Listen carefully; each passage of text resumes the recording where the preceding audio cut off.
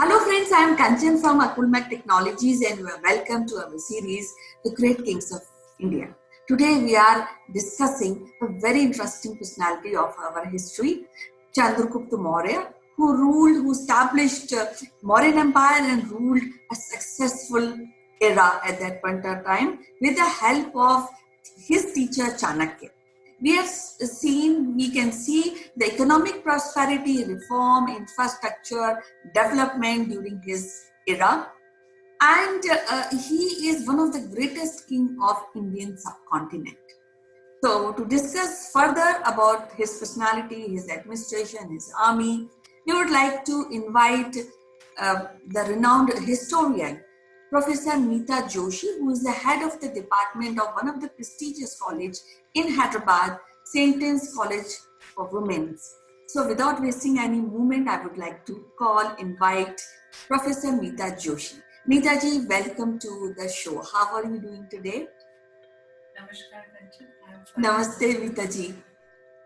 I am fine. What about you? How's weather? How's everything? Everything is fine. So today we are discussing about Chandragupta Maurya. So let's start to know more about this great king. I would like to start from his early life because I think we will go step by step. So about his birth, there are many theories, but nothing is confirmed that when he was born. But the Buddhist accounts and the Jain accounts, they say that his father was the head of the Maurya clan. So now this word Maurya comes from Mora in Pali, that means peacock, and in Sanskrit Mayura.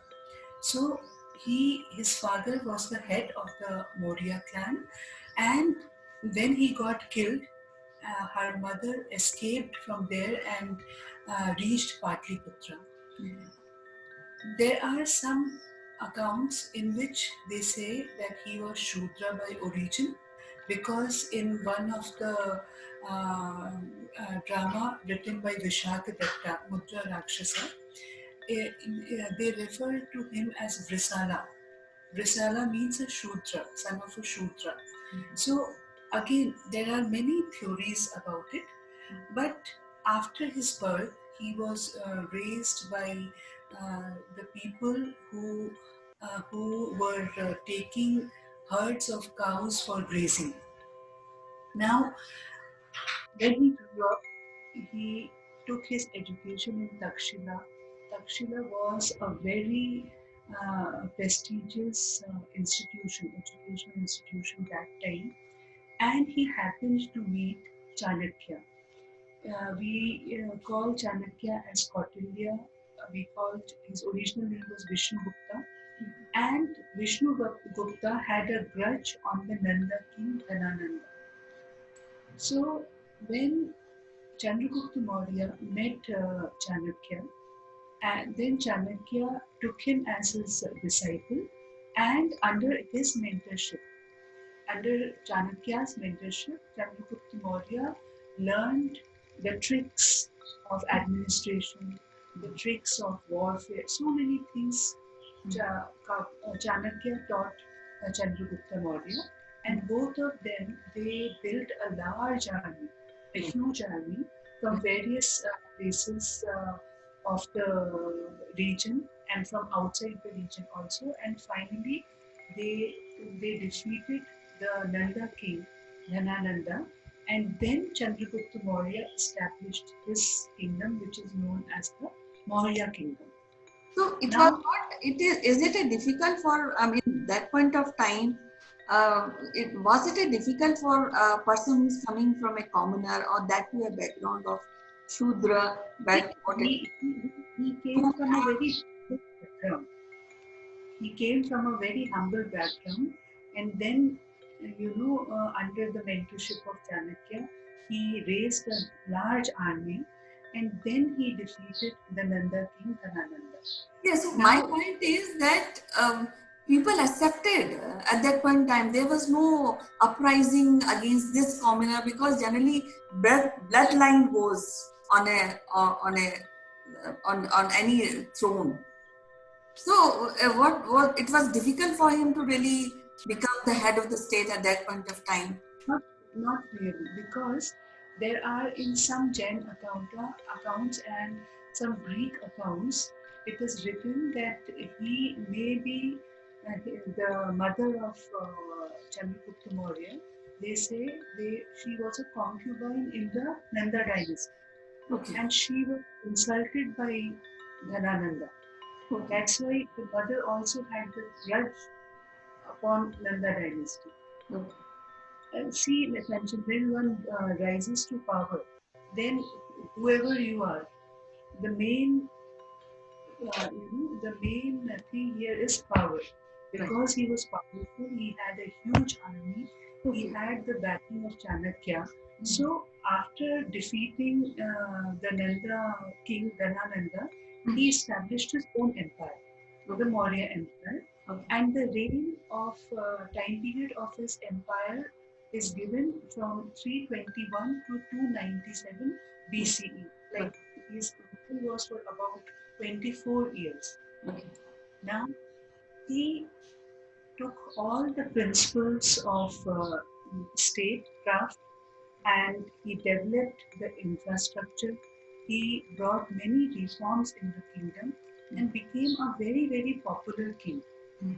And some of the stories of the Jain accounts and the Buddha text Mahavamsa, it is mentioned that there are some like miraculous stories.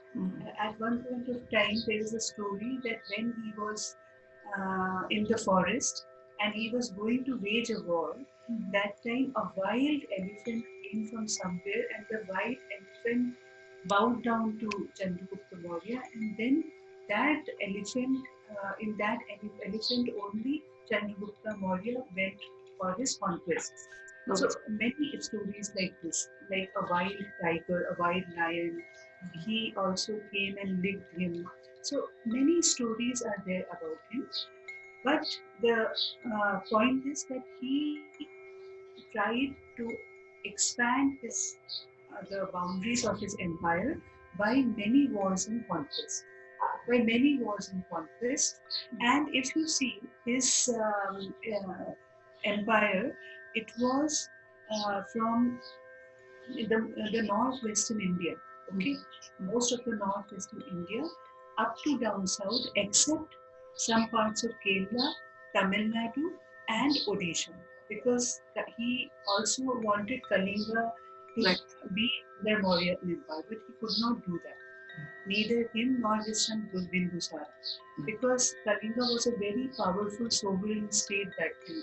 So he could not extend his boundaries up to Odisha and Kerala and Tamil Nadu.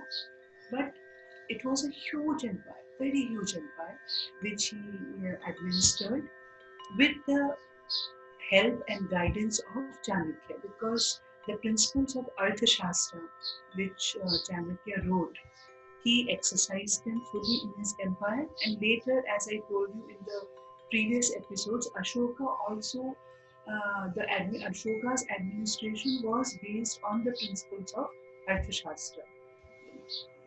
Because Radhagupta, his minister, was the grandson of Chanakya, Vishnugupta's. So this way, Chanakya, he spread his knowledge, he imparted his knowledge, and they were able to build a huge empire.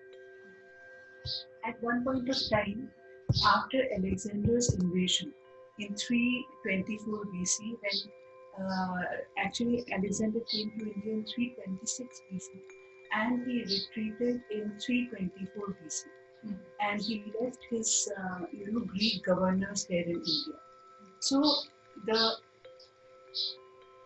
Greek and Roman accounts, they say that the Greek ambassador, Seleucus Nicator I, he was also like, instead of waging a war with him, he retreated and he gave his daughter in marriage alliance to Chandragupta Maurya.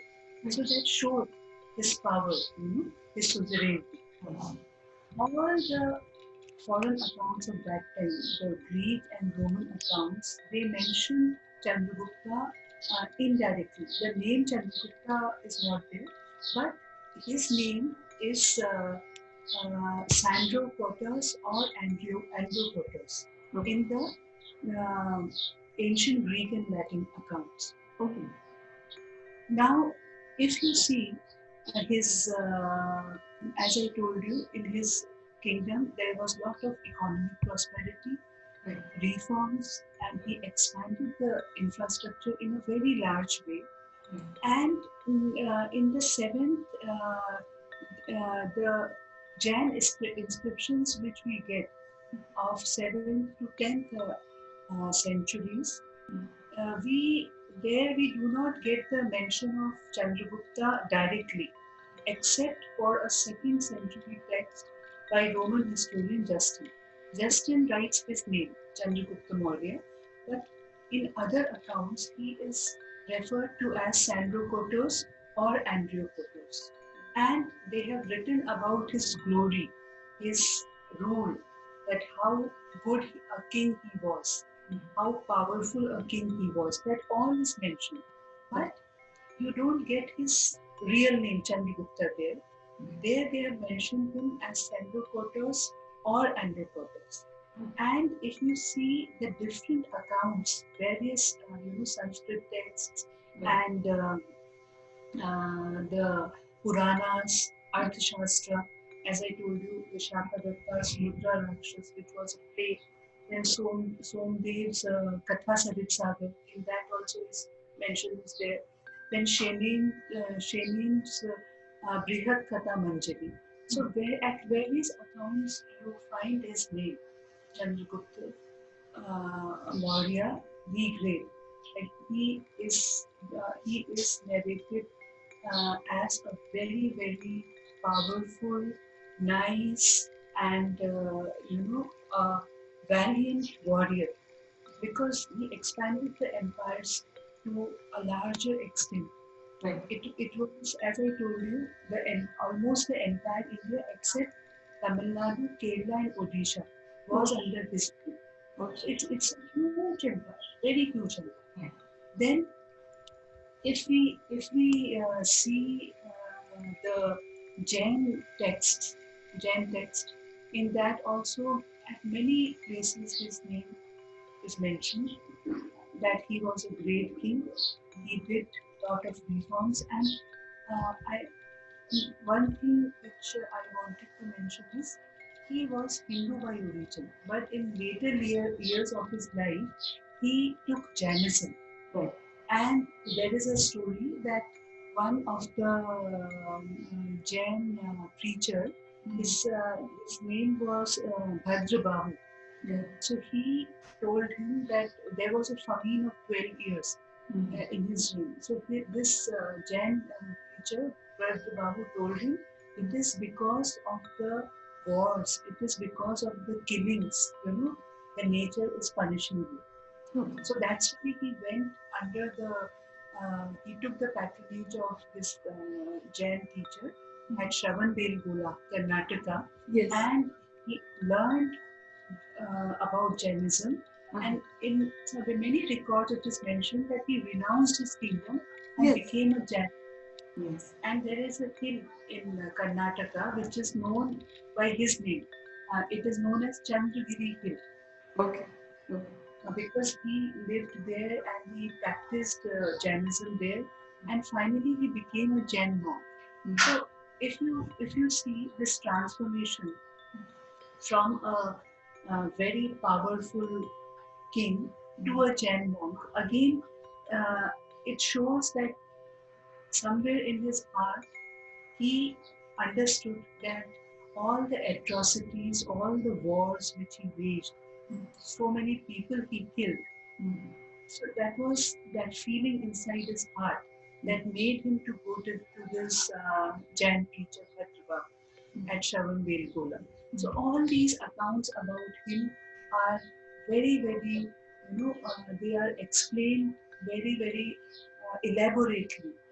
In you get, as I told you, Roman, Greek, Latin, in all accounts you get the mention of the Maurya kingdom, and some of the this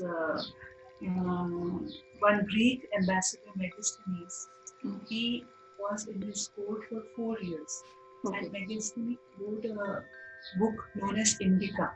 Okay. In Indica, he has explained about Chandragupta Maurya's character, about his kingdom, about his administration, about his army.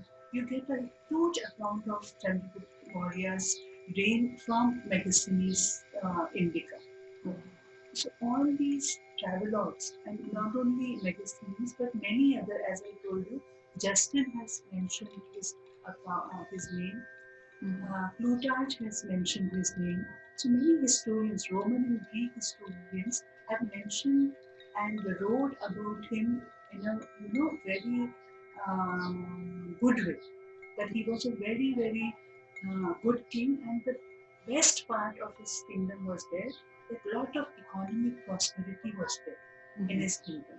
So if you go to a little deep, then why economic prosperity was there? Because his administration was such that each and every person in his empire was content.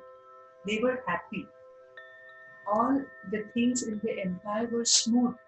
That's why there was economic prosperity in his reign. So a very, and most Indian subcontinent he ruled for a period of 24 years, except as I told you, Tamil Nadu, Kerala, and Odisha.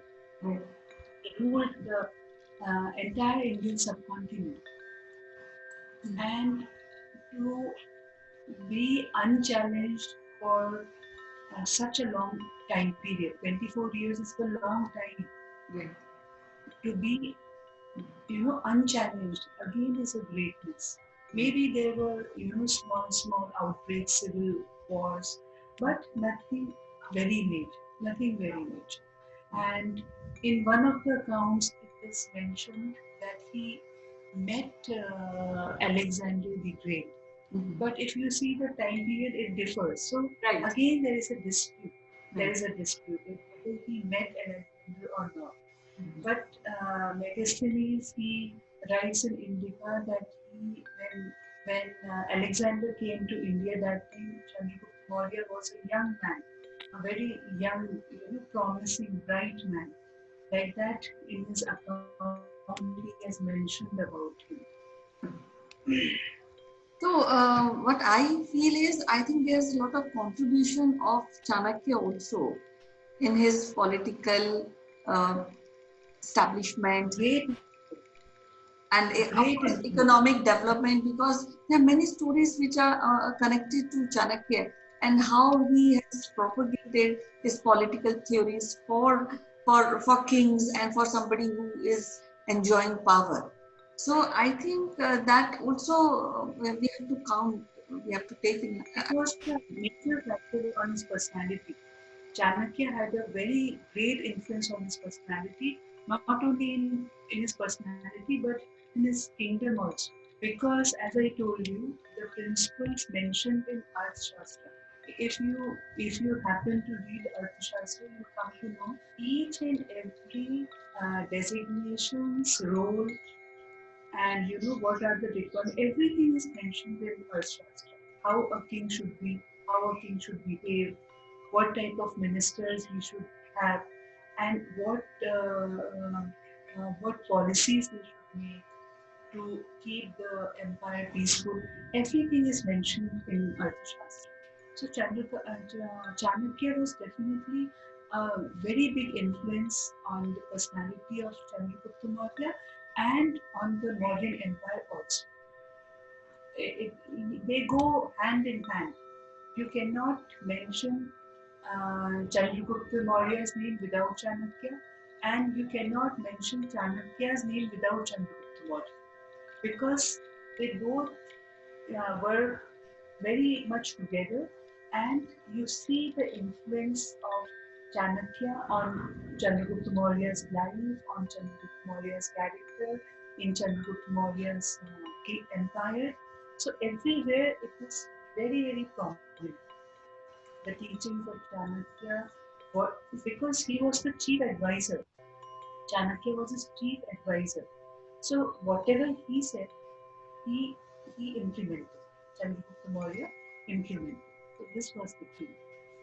Yeah, so I think this is very profound personality, and we will be discussing with points, and we'll take up administration and other aspects of his empire and his personality in coming series. But today it is so wonderful to talk to you, Mitaji, and discuss one.